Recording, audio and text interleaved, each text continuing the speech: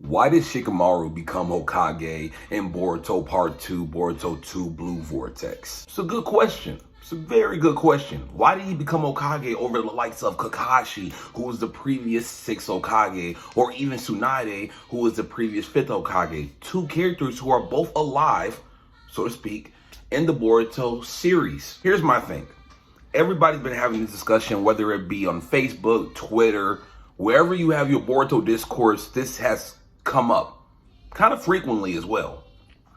Shikamaru in the Hokage position, did he deserve it? Now, for me, in my opinion, personally, I saw this as a layup. Not only as a layup, but I saw this as a given.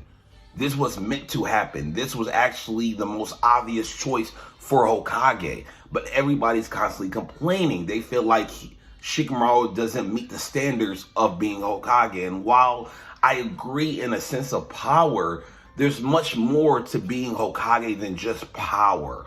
There is political sense. There is having some type of smartness. There is having common sense. There's just so much. And essentially, Shikamaru was an advisor and now he's Hokage. So he almost doesn't even need a advisor to his position. He is who he is. He's Hokage. He's the smartest man in the Leaf Village. And he's the one that's actually maintained and seen all of everything that's went through in Boruto. He's seen everything. He's done everything. He knows about the Amano situation. He knows about the Kawaki situation. He knows about the Boruto situation. He knows about Kara, Jigen, Ishiki, the Otsutsuki. Shikamaru was deep into it, almost more than Naruto was, because Naruto had his role as Hokage, and Shikamaru was an advisor. Now, I get it, power-wise, but if you bring in Kakashi, someone who honestly just wants to chill and doesn't want that role of being Hokage, you might as well give it to Shikamaru. And I know people are saying, oh, if somebody attacks, Shikamaru can't help out. Well, of course, but that's why Kawaki is there. And you'll be very remiss to not think Kawaki didn't have some type of say and or opinion, because remember, this is Kawaki Uzumaki, the son of Naruto Uzumaki, the one who is destined essentially to become next Hokage. You would be remiss to think that he did not have a say in who became Hokage. Of course, he'll want Shikamaru. Hell, he called Shikamaru he called him something along the lines of sensei, I believe. And we'll see if that holds up in the official translations tomorrow. We'll see. Kawaki, to me, had some type of say in when announcing the next Hokage. And that brings me to this next point. How come Shikamaru's face wasn't on the stone monuments when it was destroyed in episode 1? It could be one of two things. One, they didn't think that all the way through. Or two, Shikamaru nor Kawaki wanted that to happen. One, Naruto's body was not found. Of course, Kawaki got to keep his fake face on. And two, Shikamaru still loved Naruto. Nothing about that has changed. Naruto didn't change. Only the position of Kawaki and Boruto has changed. But everything about Naruto and what Shikamaru sees in him hasn't changed. So he probably didn't want to disrespect Naruto by having his face up there. Yes, he is the 8th Hokage. Yes, he is the most likely choice to become Hokage for all the reasons I just mentioned. Tsunade, she's way too old. She probably doesn't want to play that role. That's one thing about the 3rd Hokage. He assumed that role because he had to. Like, legitimately, there was a death. Minato died. I have to assume this role immediately. I got to. Same situation. Kakashi was already 15 years or 10 years out of being Hokage. He wants to stay out of the limelight. He wants to stay in the shadows. Tsunade is too old. Shikamaru is a perfect person because he's known everything. He's seen everything happen in real time. And there's nothing better than seeing everything happen in real time. Shikamaru is the smartest man in the Leaf Village. He has led pretty much anything he has seen go through. He has led them. He leads in, like, if this basketball, he leads in assists.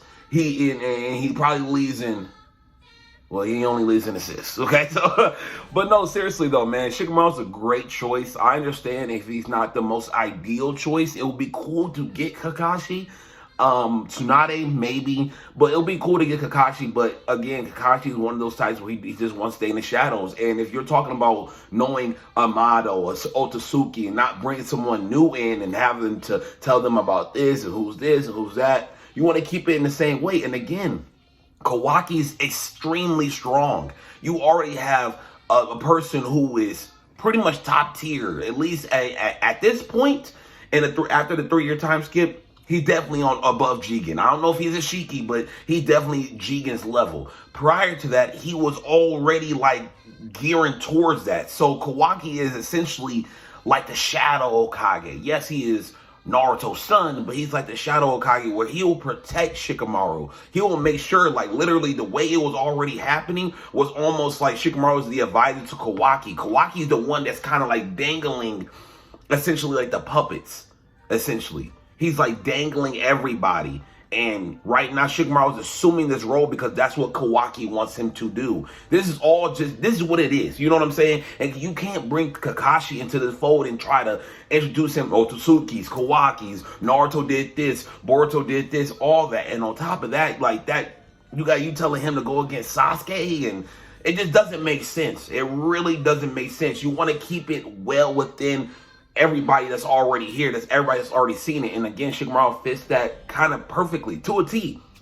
Again, he isn't the strongest, far from it, but he is the smartest. He knows how to lead. He knows the political sense. The 5 Kage are already aware of him, and we'll probably get that later down the line, the chapters as far as them pretty much giving their blessings to have Shikamaru essentially be the 8th Hokage. And you also got to remember, we're in a time of peace. Yes, everything that's been happening with the Otsutsuki, but it's not like the Akatsuki where they'll be going to village to village to village to village to village. As far as we know, there's probably been minor, and I mean minor conflicts in other villages. Minor, but nothing major. Nothing like the Akatsuki going to each village and taking a tail beast. Nothing of that sort. So we're still in a time of peace. At the end of the day, Shikamaru fits this perfectly. It might not be peace in the Leaf Village, sure, but we're still in a time of peace.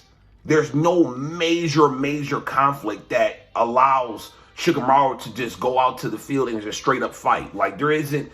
Kawaki has that kind of down pat. You can kind of see the seeds kind of being planted prior to that, and now we're seeing it where Kawaki is kind of like, listen, you be Hokage, I'm going to protect you, which is why he even told him like, hey, you know, Cole, his all this is over here. I'm about to go over here. He's telling Shikamaru's telling Kawaki, all right, we'll do this. Like it's already kind of like been a 1-2 kind of step, kind of like what Shikamaru and Naruto was, a 1-2 kind of step kind of thing. Again, Shikamaru fits it perfectly. Again, you can have Kakashi.